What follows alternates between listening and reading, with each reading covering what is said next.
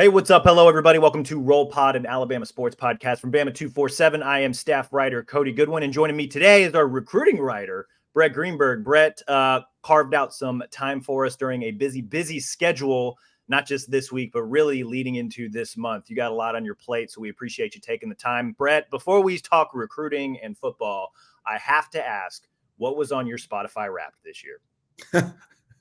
I may make a lot of people angry here, maybe including yourself. I'm an Apple Music guy. Does Apple Music do a Wrapped like version? They do a Wrapped. Unfortunately, I just completely missed it. Still kind of riding out the mom and dad paying for Apple Music subscription. Kind of keeping quiet until somebody says something otherwise. Hopefully, yeah. Why would we put that on a podcast that a few thousand people listen to? Like, why would we ever say that? Maybe I'll test this. This is the ultimate test to see if my parents are listening to me. Okay, well then let me phrase the question this way. What are you listening to as you're driving around and traveling, doing all your recruiting stuff? Are you a podcast guy when you're in the car? Or do you listen to music to get you from A to B, or what's up? Yeah, I'm typically a big podcast guy. I know it's probably maybe the low-hanging fruit here, but part of my take kind of since day one for me. And then quite frankly, a lot of the 247, Transfer Portal Palooza and, every day the recruiting show with Ivins and Cooper Patagna. It's just been great stuff. So kind of keeping me in the loop. And, some of it may not be Alabama focused, but it keeps me kind of in the loop. So yeah, mostly podcasts, from Atlanta to Tuscaloosa is 3 hours. So podcast or two kind of gets me through that. And yeah, podcasts are kind of my lead over music right now. I'm not too good in the music aspect right now. It's all good. It's all good. We're about a month away, exactly 25 days until Alabama plays football again, but there's no shortage of things to talk about, right? Men's and women's hoops seasons are well underway. Not going to touch too much on them today, but the transfer portal is obviously filling up, an early signing period, less than 2 weeks out. We're going to cover all of that today, but Brett, I wanted to start here. You've actually been in Tuscaloosa this week. Alabama State Football Championships game started, I believe, on Wednesday, right, with the 7A state title game. Central Phoenix City took down Thompson 21-19. Looked like that was a pretty big result there. Also saw the 5A title game. Gulf Shores beat Ramsey 21-14. 3A Mobile Christian beat Madison Academy. 1A Leroy, I hope I'm pronouncing these names correctly. Coosa Academy 28-21. Leroy was the winner there. Still have 6A, 4A, 2A to play. 6A, I believe, is the main draw, right, with Clay Chalkville and Saraland. That's scheduled for, I believe, tonight. We're recording this on a Friday. Brett, you've been watching these games, keeping tabs not only on the Alabama commits, but also a lot of the other high-level recruits and maybe Alabama targets that have been playing. Who stood out to you in the few games that you've been watching this week? Yeah, we can go ahead and start with 7A. That was Wednesday night started Wednesday night up in Bryant-Denny Stadium. Saw Central Phoenix City versus powerhouse Thompson team that's won 4 straight 7A titles. We knew that was going to kind of be a slugfest going into it, and it ended up being the case with the missed field goal and some other controversial stuff going on. And ended up going Central Phoenix City's way. 21-19 was able to see 2 Alabama commits, seen them multiple times this season, but seeing them again, in Bryant-Denny Stadium, a place they're going to soon call home, was awesome to see. Was seeing Rydarius Morgan, 3-star safety, played primarily cornerback for the Red Devils all season, played cornerback on Wednesday, and wasn't targeted once. Made a lot. I believe it was 3 or 4 tackles at the cornerback position. I think that's impressive. His sideline to sideline awareness and speed, I think, is really going to stick out for Alabama, and his willingness to go make the play, on special teams is going to be a good thing for him. We've talked about it on this podcast before, and Nick Saban's talked about it before, but you got to be good at special teams before you can do anything else.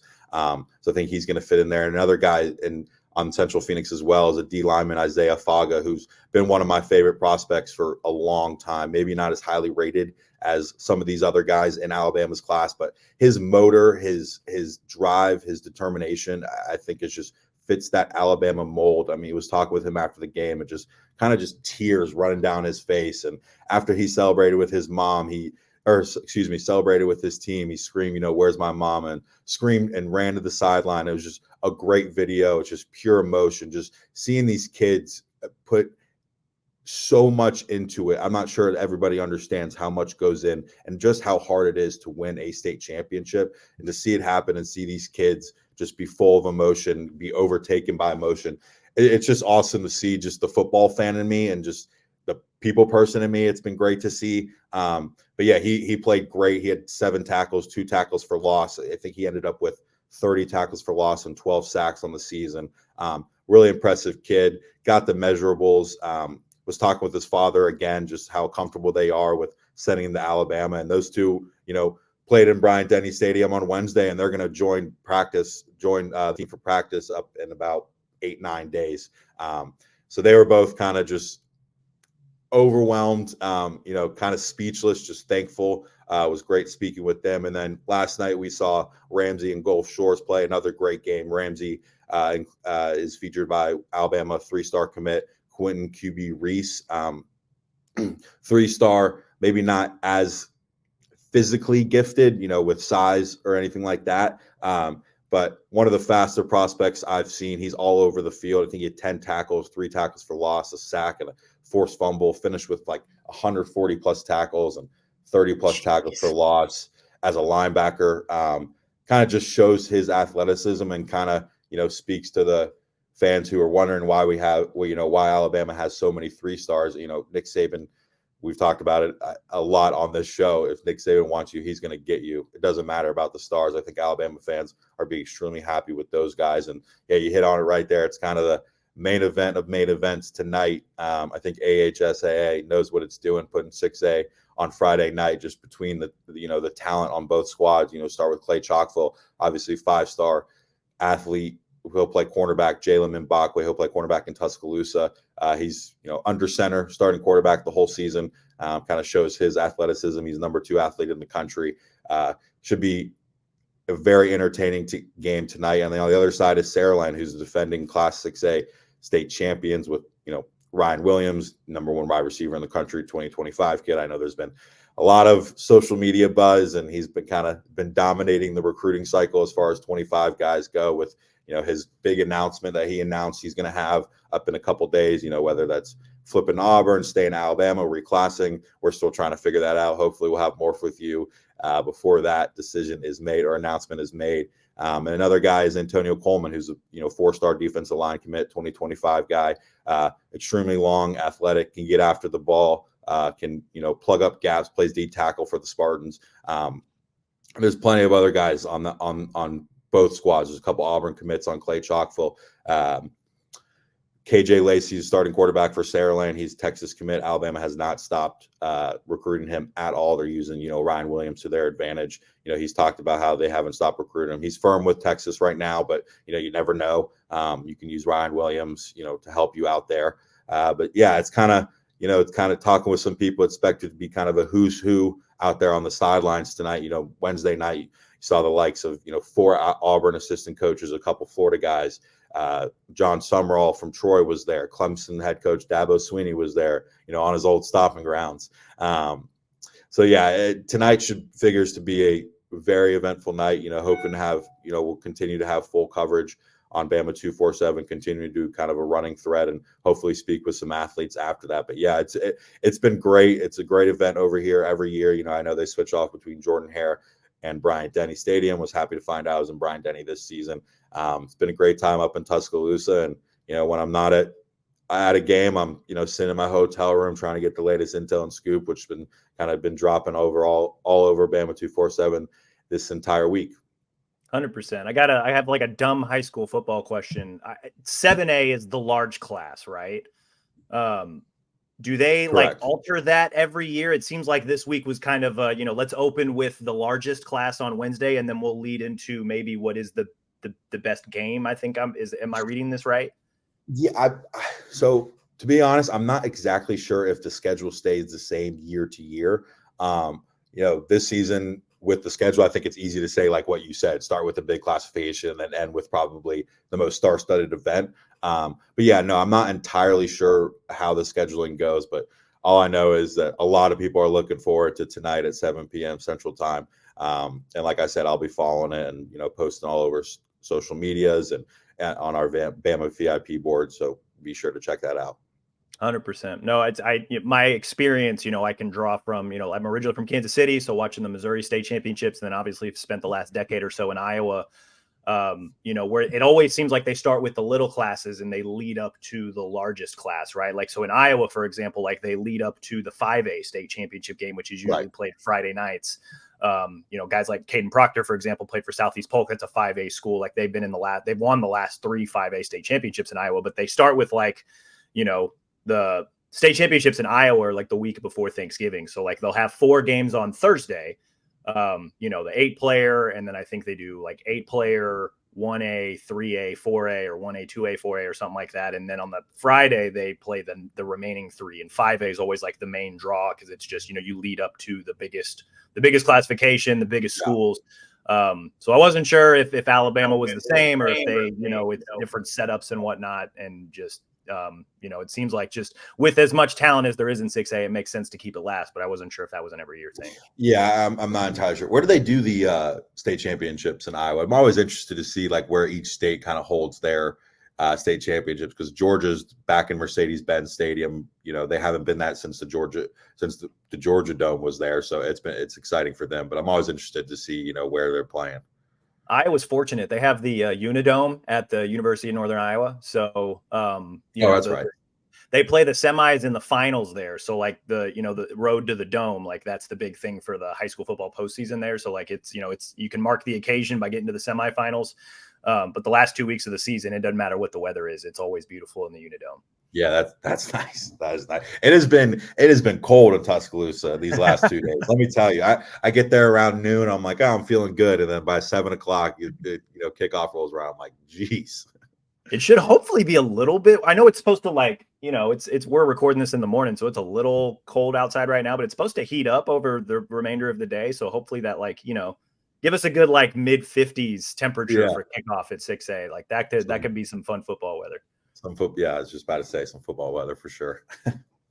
That's the Alabama State Football Championships. Again, follow Brett. Keep tabs on Bama 247. He's been doing a great job keeping tabs on all the recruits that have been playing all week. We are transitioning here officially less than 2 weeks out from the early signing period. That day is set for December 20th. We'll hear from Saban. All the kids that are planning on signing will fax in their official national letters of intent, NLIs, not to be mistaken for NILs. They still fax? Is fax they either fax or email. I know that there's a lot of coaches that like to do it the old-fashioned way. So like as soon as it pops in, that's when they push the social stuff because they officially have the signature. I miss the days. I don't know how seriously you followed it, but these schools used to have like fax like Twitter accounts, and they used to tweet out from like the fax machine. So we got it. Yeah, that's exactly what happened. I miss those days. As if recruiting wasn't crazy enough, right? Right. No, but there's the another thing that you've been doing on Bama 247 this week is just tracking where all the coaches have been hitting the road recently, right? Coach at Alabama, Nick Saban, and his assistants have been traveling really all over the country, right? We've been seeing Saban in Kansas City. We saw him in Chattanooga. They've been making all sorts of road trips to go make kind of final visits to 2024 guys, maybe talk to some 2025 guys, maybe even talk to some guys in the transfer portal. We're focused primarily on 2024 right now. You've been tracking where Saban and the gang have been traveling. Like I mentioned, you got that thread going up on 247. You've been updating it daily, sometimes hourly, depending on who tweets what. Has there been anything interesting about where the coaches have gone, or in your view, what's maybe stood out about what you've seen, or when it comes to tracking Saban and the gang? Yeah, first, I just got to say, kind of being a college coach these days, man, I just don't understand how they do it. Just, if you're Nick Saban, between recruiting your current roster away from the portal, recruiting in the portal, and recruiting your 2024 class, I just don't know how there's enough time in the day. Nick Saban always seems to make it work, and the assistant coaches seem to make it work. So I just had to say that. I had to get that off my chest. It's just so impressive to me. And, that's why they get paid the big bucks, or get paid the big bucks to not coach. But yeah, he's been all around the country. Nick Saban's been in Texas. He made a couple visits to, Casey Poe, O-line commit. A lot of these guys he's going to see are a lot of commits that are, they're locked in, but just go check in with them, see how they're doing, and things like that. They stopped in to see Kawan Lacey in Lancaster. He's a running back target. There's been a lot of buzz on him. There's 2 crystal balls put on him. to go in Alabama's favor. But, since then, Ole Miss seems to be picking up a little bit. Nick Saban and a couple assistant coaches were in Alabama as well, seeing William Sanders, made the trip out to Florida to see Joseph Ionata. I'm sure some people saw on the Pat McAfee show yesterday, they caught Saban on the way to Chattanooga. That was to see 4-star wide receiver Amari Jefferson. Wide receivers coach Holman Wiggins went out to California, kind of his recruiting area, to check in with Julian Sayin earlier this week. He also saw Peyton Woodyard earlier this week as well. He'll stay out there and make a couple more visits. But yeah, it's just kind of been a crazy time, and to see all these coaches be in 3 different states in one day is just it's impressive to me, and it's shown it makes sense with the way they've recruited year in and year out. Full list of every visit since the open period started on December 1st is in our running thread. I'm doing kind of a daily article of coaches on the road that'll drop soon on Friday morning, and kind of a latest intel from the day prior. So anything and all coaches tracking, and if you want to see if any coaches are in your hometown or anything like that, just go over to Bama 247. We'll continue to follow it through the early signing period, which is fast approaching. 100%. You mentioned Casey Poe, interior offensive lineman from Texas. He got a shout out on the McAfee show. I know that Saban talks with McAfee every Thursday. And so they, one of the last questions they had for him, because McAfee, or Saban was on his way to go visit Amari Jefferson, right? He couldn't say it, but McAfee obviously asked him. And right. Shortly after Saban had signed off, they pulled up the tweet. I think it was Casey Poe that tweeted that, hey, thanks Saban for coming to visit. And, McAfee was very impressed by Casey Poe's size. Have you talked to Casey about getting that shout out? I know he shared the video on his social media accounts, but that got to be pretty cool for him, right? Yeah, I hadn't had a chance to connect with him just yet, but from talking with Casey Poe multiple times and just the kid he is and the family, person he is, he's just a great kid, has that Alabama mindset of that offensive line that I'm going to come in here, I want to start from day one, I want to run over the opposing defense lineman. But yeah, I plan to speak with him. But yeah, that's got to be kind of very, very cool, and that's kind of recruiting itself. If you're the University of Alabama, just have a nationally televised show kind of shouting out some of its Alabama commits. So that's just another thing that goes in the Crimson Tide's favor. But yeah, that's got to be certainly very cool. And you described it in a PC way of what Pat McAfee was saying. For people that didn't see it, you could probably put it together. It's a family-friendly podcast. We can't always repeat verbatim what McAfee says. Casey Poe's a big guy, so you can put two together there. I thought that was really cool, and I'm sure just based on the social media reaction, I know Casey probably appreciated it. So I wasn't sure if you talked to him since then, but that was fun. That was fun. Part of, obviously Saban and the coaching staff making, racking up airline miles, I suppose. They're putting the finishing touches on the 2024 class. Alabama currently ranked number 4 nationally with their 24 recruiting class. They're behind Georgia, Ohio State, Florida State. Then you got Miami, Florida, Oregon, Oklahoma, Notre Dame, Texas, rounding out the top 10. Who are some guys that Alabama is targeting in these final couple of weeks to try and round out the class, at least through the early signing period? Yeah. So, just with it being so close and, the top 32 players committed, there's not a whole lot of targets remaining. Alabama, yeah, they're going for a couple more guys, and they're going to have some guys in and for official visits, which we can talk about a little bit later as well. But overall, there's just not a lot of guys left that they're pursuing, or, I feel like they have a realistic chance of getting. Probably the most realistic or the most comfortable I'm with, if I had to pick one, is Steve Muabamba from Canada. We talked about him a lot on this podcast, have a couple great features up on Bama 247. He'll be making the trip down this weekend for his official visit. Was talking with him and his trainer. Seems like it's, pretty much going Alabama's way. He's going to take his official visit this weekend, then check out Mississippi State and Jeff Lebby next weekend. But, since he got that offer this summer, he's continued to say he feels, quote, true love from them, has continued to feel that love from them. Freddie Roach talks to him all the time. He's got a great relationship with his trainer. Freddie Roach is actually supposed to maybe be out in Canada next week after his official visit. So that kind of shows how much a priority he is, and he feels like he's a priority. He was joking with me when I was talking to him last week about how I just asked him, wherever you choose to go, how exciting is this? And are you ready to go? I mean, he's going to sign early on December 20th and join a team for bowl practice. And he was like, man, I live in Canada. I still can't get used to the cold. I'm getting out of here. That doesn't necessarily narrow it down because Mississippi State and Alabama have similar, temperatures. But yeah, I really like where Alabama stands with him. 6'4", 260-pound guy out of Cameroon. Hasn't played a whole lot of football, but, very interesting prospect. He was talking with Freddie Roach. He talks with him daily, but he talks about how he can fit in those schemes. He's talking about how he can play in the middle. He can, plug gaps. He can rush the passer. He can stand up. He can do this. So I think he's very, very interested in Alabama. But a big thing for him too, just coming over from all the way over, up north, is life outside of football. I think that's going to be a big part of his official visit. He's been in town twice before. He's seen the facility. He's been to a game. He's been to a practice. What is life outside of Tuscaloosa like? What are classes going to be like? Who's going to be around to help me? Am I here on my own? And I don't blame the kid. I remember I was a freshman. I was only 3 hours away, but sometimes, you get a little homesick or things like that. So I absolutely don't blame the kid at all. And another kid who's going to be actually in Tuscaloosa again this weekend for an official visit is 3-star linebacker Tristan Jernigan, been committed to Texas A&M since May. This has been set for a while now. It was kind of set immediately after that Jimbo Fisher firing.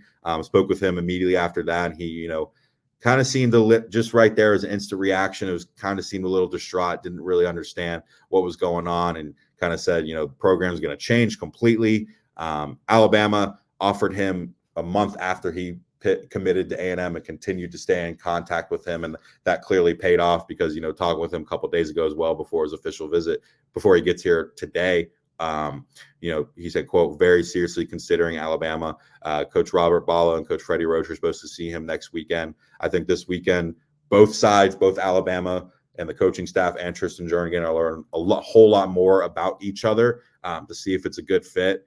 But, I think as long as he gets that committable offer and, it's a good fit, I like where Alabama stands with him as well. And then the final uncommitted guy who's going to be here for an official visit this weekend is Favor Edwin. We've talked about him a bunch on this podcast and on Bama 247. Very raw prospect, 6'8", 300 pounds. So, offensive line coach is going to drool at his measurables just straight up, but only played 1 year of high school football, of real American high school football. So he's an interesting product, very raw. He's going to be a project, but, he continues to rave about Coach Wolford, like so many other Alabama offensive line commits and targets. Coach Wolford, I think, has been huge on the recruiting front, not only on the field. We've seen the improvement this year, but in the recruiting space as well. Most big men you talk to, guys in the trenches, Coach Wolford's in their ear. He's talked with them every day. He went and checked on Edwin and in McDonough, Georgia earlier this week. And, Edwin said the conversation was amazing. And it just, a lot of the conversation was about stuff other than football. He's talked about how he's a real genuine guy, Coach Wolford is, and be able to speak with him, for a long time about stuff other than football tells him a lot. He's another kid that wants to feel comfortable. He's going to be down here this weekend, and then he'll wrap up his, recruitment. He hopes to make a decision sometime soon and then announce it on December 20th and then enroll early. He was talking to me how he really wants to lock this down so he can make his plans to get to a bowl practice, whether that be at, Auburn or wherever it may be. He said, Auburn, Alabama are kind of his top two right now. You can mention Florida a little bit, he said. But Alabama kind of getting that last official visit, I think, is big for a kid like this. Like I said, loves Coach Eric Walford, and similar to Steve Muabamba, like the off the field is going to be very big for him. He was talking about that with me for a very long time. He's a quiet kid, comes from a smaller family, doesn't wants to make sure he's okay, he's taken care of, off the field, make sure classes are okay, and make sure has things to succeed, off the field as well. He takes that very seriously, and he's got a good head on his shoulder, so that's always good to see. But I think if Alabama, makes a big enough push this weekend, I think they can put themselves in good position. And Auburn was trying to push him to commit earlier this week because they knew Alabama coaches were going to come to see him, and he'll have his OV, so they're trying to make him commit. That did not happen. He's still taking his OV, so I think that's a good good, very good sign. But, talking with some guys over, close to the Auburn program as well about him, I think it's a guy that, maybe he's a little bit overwhelmed, maybe doesn't necessarily know exactly what he's looking for or what to ask, what to know. But, I think he's going to have some guys around him that can help him steer that decision. But yeah, like Alabama's chances there too. He's right there with Auburn. Those are as far as the official visit targets go. The rest of the weekend will include 3 more commits, guys who are as locked in as they come, are going to sign later this month. They'll join Alabama for bowl practice in a couple days or 8 days. Dre Kirkpatrick Jr. will be back in Tuscaloosa. William Sanders will be back in Tuscaloosa. Joseph Ionata will also be back. All 3 have been visited by either Nick Saban or position coaches this week. Continue to, just show love, check in with each other. They're both very excited. And, it's interesting. I think William Sanders and Joseph Ionata are going to be huge this weekend in Favor Edwin's recruitment. I talked with Favor earlier this summer. He talked about how he was welcomed with open arms with William Sanders and Joseph Ionata and Casey Poe, the 3 offensive line commits. How they kind of just wanted him from the jump. They continue to stay in touch with him. So I think Alabama feels pretty good about their chances with him, just certainly with William Sanders and Joseph Ionata back on campus, kind of help, steer that recruitment. But yeah, like I said, both will join for bowl practice and then sign on December 20th. So yeah, it's a big weekend up in for official visitors. Official visitors this weekend. Maybe there's going to be more in the next couple of weeks. Next weekend, I'm continuing to track that on Bama 247 as well. But that's kind of the full rundown of official visitors this weekend. I have full breakdown and latest intel, all 6 guys I just named on Bama 247. 100%. A lot of good information there. Obviously find more of it. Bama 247. Brett's been covering this stuff all week in the lead up to pretty big official visiting weekend. Kind of a dumb question for you. Do you know, I know a few people have asked, and I don't know the immediate answer. The guys that will sign and join Alabama for bowl practice, when do they officially join for bowl practice? Like, do you know those dates? I've been told by multiple people and players it's December 16th. Now, I believe that's a Saturday, so I'm not sure if they start bowl practice on Saturday or not. I'm not sure exactly, but I believe it's December 16th is when most players have told me they're going to either move in or start practicing. Okay. I wonder if that means they move in, because I don't know that they can officially practice with the team until they sign, right? So like they would be in Tuscaloosa for a few days, sign on the 20th, and then probably start practice with the guys. I believe so. I'm still trying to confirm exactly all that. So many moving pieces with that stuff. And just between, some of these guys are invited to All-Star games. Some of these guys are invited to Alabama, Mississippi All-Star game. Like Dre Kirkpatrick, for example, he's going to be in Tuscaloosa today, take his official visit through Sunday, travel to Southern Miss and practice for a full week and play in the Alabama, Mississippi All-Star game. He said after that game, he's moving into Bryant Hall on University of Alabama campus, and then practicing the next day. So he's still confirming. There's so many moving pieces, but that's just. I thought I had a busy week, man. Oh, we will obviously keep tabs on that, and by we I mean Brett, because he is obviously all over all of this stuff. Wanted to ask you about actually a big recruit that Alabama missed on this week. Big Jordan Seaton, one of the top rated offensive tackles in the 2024 class. I think Alabama and a lot of other schools viewed him as kind of a sign and start type prospect, like day one guy. Could potentially be an answer at right tackle for Alabama, with JC Latham presumably going to the NFL. I know there's some other guys there like Miles McVay, but this is a guy that they thought could probably come in and compete immediately. Number 30 overall prospect in the 24 class. And he stunned everybody this week, I think, by picking Colorado. I'm not sure that Colorado was even in his top 5, but gave a verbal commitment to Dion, still got 12 days before he signs. So we'll see if that ultimately sticks. Do you know anything more about how that went down? And then on top of that, is this a spot that Alabama maybe wants to fill via recruiting, or is this maybe where we start the transfer portal part of the podcast, that conversation? Like what all do you know about this Jordan Seaton stuff? I didn't seem like Alabama was like super high on him, but it was obviously one of those that they wanted, because I mean obviously a lot of other schools ultimately wanted him, and then it just obviously didn't go his way. So I'm just curious what all you know about this. Yeah, I mean it was a pretty big surprise when he put on that Colorado hat on skipping Skip Bayless' show, whoever his co-host is nowadays. But yeah, it wasn't a total shock though. I mean, he took an official visit there. He took another unofficial visit there as well. But yeah, since kind of I've been started this job, kind of covering Jordan Seaton's recruitment, it's been a little bit of a wild card. It's been fun to follow. You know, he'll say he's visiting this school this weekend, and he'll visit elsewhere. But yeah, I think, you know, I don't have too much insight. I don't think anybody really does. He kind of kept most of his stuff close to the vest. It seemed like Alabama was in the lead ever since his official visit all the way back in June. I mean, he talked about how they set the bar high. Then he returned in September for the Texas game and said, Alabama's continued to be my leader. And then, you know, leading up to, you know, his decision yesterday, it seemed like Alabama was still in good position. You know, I think this was, not to get too far into the weeds, maybe a little bit NIL decision factored. You know, in Alabama, you know, we've seen it already, and maybe in the future. I don't It's think just not Alabama, a space they traffic in all that much. At yeah, least it's when just it comes to recruits.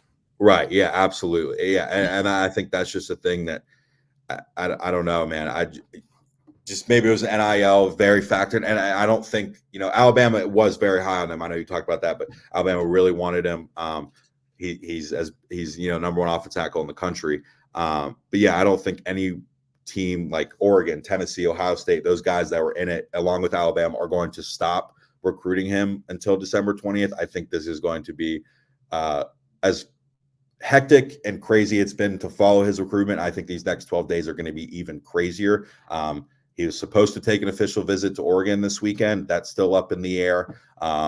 Wouldn't be, by how it's gone, I would not be shocked if that's the case at all. He didn't have a chance to have any coaches in this weekend. He was working out in Los Angeles, so maybe he's back home next weekend and maybe can have more coaches in town. So yeah, it's going to be kind of a very hectic next couple of days with him. And you know, as far as the offensive tackle, you hit on it right there, position, or, you know, tackle position in general. I think Favor Edwin turns to priority number one, like I mentioned before. But, you know, you got Caden Proctor returning. You got, you know, you can fight with Miles McVay, freshman. You know, I did a little write up on Bama 247 and where Alabama can look next on the offensive line. I know we've done a couple pieces on the transfer portal as well. There's some guys in there that have a ton of experience, some guards, some tackles, some centers also. I know Cody did a little bit of write up on there and named a couple names as well. There's man, to kind of I've saved the transfer portal part of the podcast for last because like it just moves so quickly and there's just so much going on a daily basis. Like it officially opened you know, Monday for everybody that didn't have some sort of coaching change over the course of the regular season. And it's just been kind of, you know, I think there were like 1,000 FBS players that were in the portal on day one. Roughly half of them were, you know, the FCS caliber.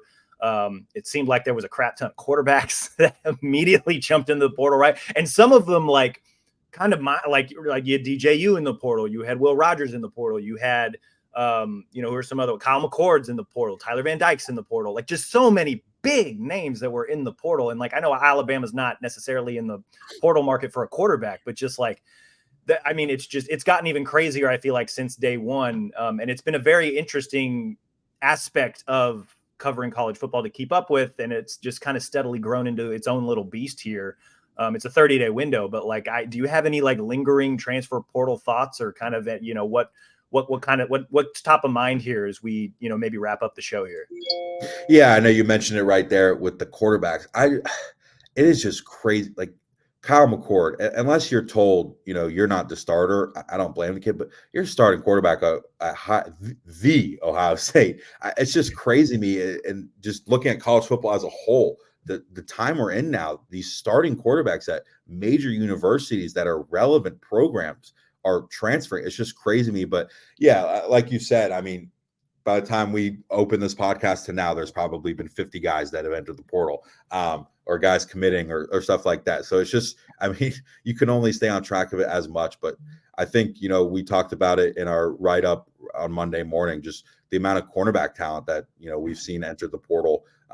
We've seen a couple guys commit already elsewhere, but, you know, that's a position that Cody and I felt that Alabama would probably go into the portal and add, just with Kool-Aid McKinstry and Terran Arnold expected to be in the NFL draft. And, some reports saying they're both first rounders. I think that's a position Alabama is going to want to maybe add to.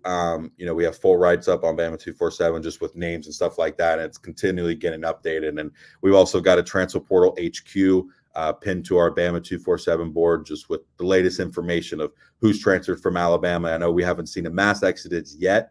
I would expect, the guys who are planning to enter the portal are either having those conversations now with Nick Saban. I know he talked about how his door is going to be wide open. I think, the guys who've either decided to leave or will decide to leave, I think, that probably happens the Sunday after the semifinal game against Michigan.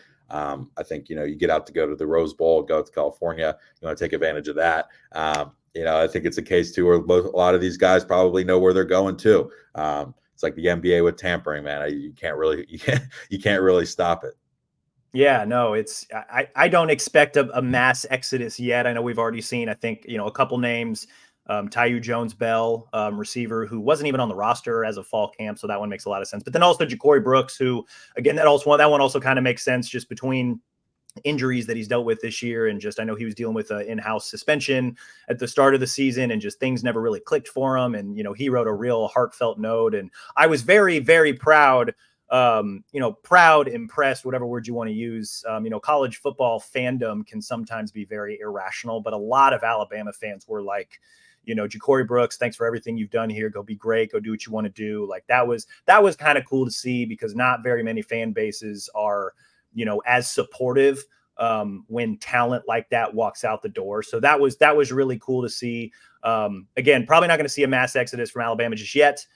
Because obviously they're still alive in the college football playoff, and obviously they're still alive for a national championship. I think there are a lot of players that want to see that through.